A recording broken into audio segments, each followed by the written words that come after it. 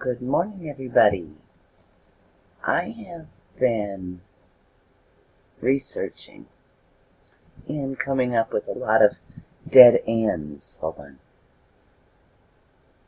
as to why all of a sudden we're seeing so much orange and yellow. You know, the yellow-orange snow, the yellow-orange skies. I at first thought maybe it was monatomic gold, which it still could be, but I'm thinking something else here. Okay, this is from Stop Spraying, California. This is a very legitimate site. Now this is it right here. Stop Spraying, California. California chemtrail information. Yellow fungal mycotoxins. Alright, hold on. You know me, I like to adjust the page, get rid of all the excess. Okay, that's much better. This came out today, March. Yeah, that came out today. 28th. Okay, over the past decade, independent testing of chemtrails around the country have shown a dangerous, extremely poisonous brew that includes barium nanoaluminum-coated fiberglass, known as chaff, radioactive thorium, cadmium, chromium, nickel, desiccated desiccated blood, mold spores, and yellow fungal mycotoxins. That's what I want to talk about. Also ethylene dibromide and polymer fibers. Barium can be compared to the toxicity of arsenic and is known to adversely affect the heart. Aluminum has a history of damaging brain function. But deliberate toxic assault from the air is beyond dispute. Oh, I can't highlight. Alright. Okay, I guess we're gonna have email number 4, Arkansas, mid-September 1999. I used to live in Russellville, and several times I saw my car and porch covered in a yellow powder. I got so sick down there that I could hardly leave the house. I also saw grid patterns down there in Russellville. A lot. Wow. Compare one of the many reports across the U.S. describing yellow dust delivered from the sky with this incident at Al-Jubail after a nightmare SCU attack during the Gulf War. As dawn's first light percolated through the oily sky, Navy reservist Nick Roberts noticed a thin yellow powder coating tents and vehicles. Okay, other Seabees were already avoiding an area near the port's commercial entrance, cordoned off with yellow chemical hazard tape. They were encouraged to give the place a wide berth by the sight of fenced-in animals. Though apparently unmarked, the entire herd was dead. Wow. The trichothecenes supplied to Saddam's germ warfare scientists, by the American Type Culture Collection Company, with Washington's blessing, only added to the misery of their own countrywomen and men. The toxic fungal spores, which left a telltale yellow dusting in their wake. Okay, it's the yellow in the air. It gets in the snow.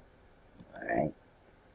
And I guess orange could be considered a darker form of yellow.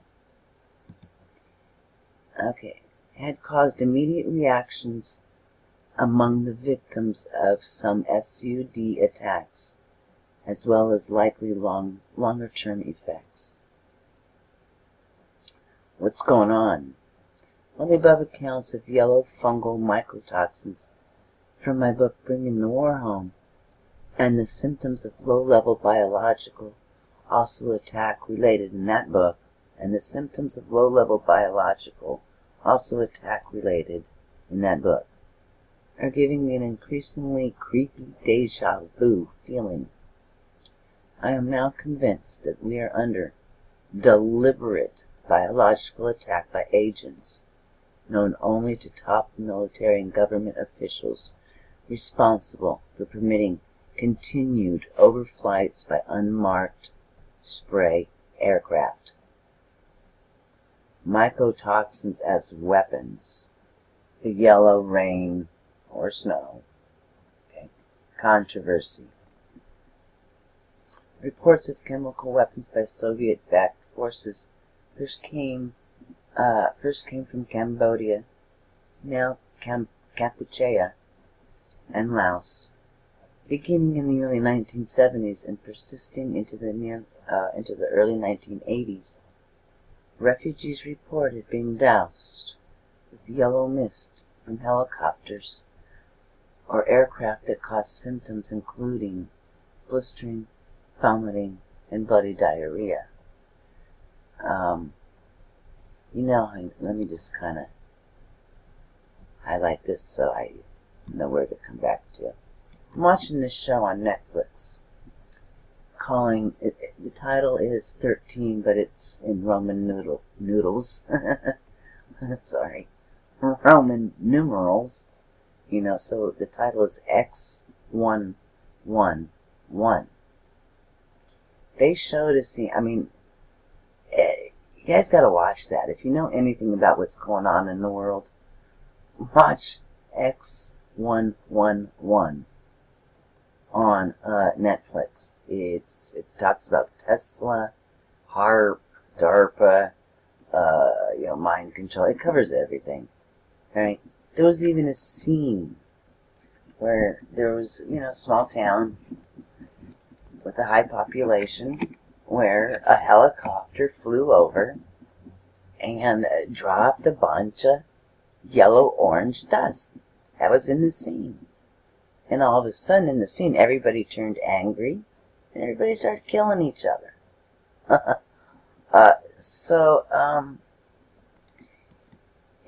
Sometimes, believe it or not, sometimes you can find truth in these shows, as long as you know what you're looking at, and can avoid being programmed. Alright, so the symptoms could have been caused by a chemical warfare agent such as mustard gas. Okay, now mustard gas, I'm not sure. My guess is that would be a yellow-orange color too, indicating serious escalation in fighting in these areas. If the Soviets were supplying such weapons, it may have shown that they were breaking a number of treaties and could have been damaging to them. Plant samples taken from areas where attacks had taken place showed the presence of unusual mixtures of trichothecene mycotoxins, often in combination with unusual mixtures of pollen grains, but without evidence of fusarium infection. At least one sample included traces of an industrial chemical, polyethylene glycol, that is used as a plasticizing agent and not found in nature. When accusations were made, they were immediately countered with a number of objections. Refugee reports were unreliable. Mycotoxins are widespread throughout nature. Mycotoxins have been synthesized by contaminating fungi. Well, samples were en route to testing labs. Oh yeah. Bunch of mumbo jumbo. Not all labs found mycotoxins in the sample, and the analysis were qualitative. Presence versus absence. Okay. Well, another excuse. The level of mycotoxins that would need to be used were high enough to be easily detected and quantified sometime after the attack. Fungal contamination was never tested before. Yeah, it was. Some other natural phenomenon may explain them. So this, remember what we're talking about. When accusations were made, they were immediately countered with a number of objections, and these are the objections I'm reading. Fungal contamination was never tested. Some other natural phenomenon may explain them. A lack of evidence of delivery vehicles such as a shell or bomb casings. Anyways. Certainly the reports from Laotian refugees were few, less than 200, perhaps as few as 40. And a thorough epidemiological investigation of illnesses reported by refugees had not been carried out. The interviews were not conducted in any rigorous manner, and refugees were describing events that would have been well outside their normal experiences and that could have been explained in a number of ways. The best known alternative explanation, and check this out. The best known alternative explanation is that some of the reports of yellow rain were actually as a result of bees cleaning their hives. Really?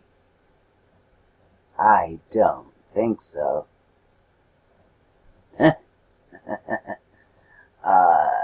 Let's remember the bee die-off.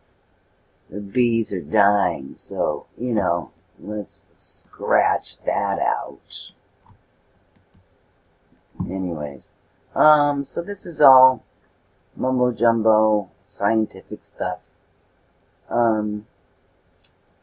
Let's see, I don't think there's anything else I need to read. Let me check. Alright, certainly some forms of chemical and biological weapons seemed to have been used in Afghanistan.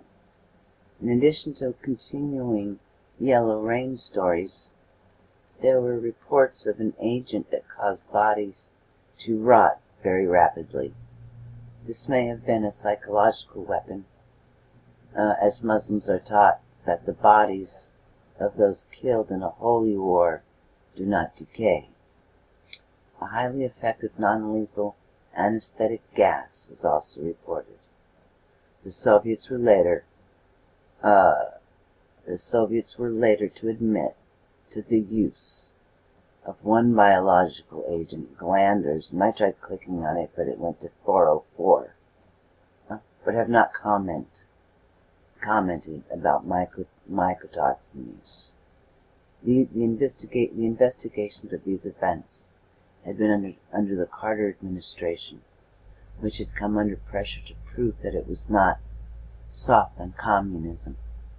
The accusations were eventually to be made by the Reagan administration, which was determined to be tough on communism. It could be said that the accusation itself was more valued than its substance, and that the handling of the evidence, the investigation, and the making of the accusations were mishandled. So, I don't know. This, I can't say for certain if these fungal mycotoxins are what's causing the yellow rain, the orange snow, because, again, orange really is just a very dark shade of yellow. So, I'm taking this as a starting place to try and find out the truth about all this orange snow. 'Cause, I don't believe it's the Sahara Desert thingy. So, I believe it's something a little more deceitful than we might think.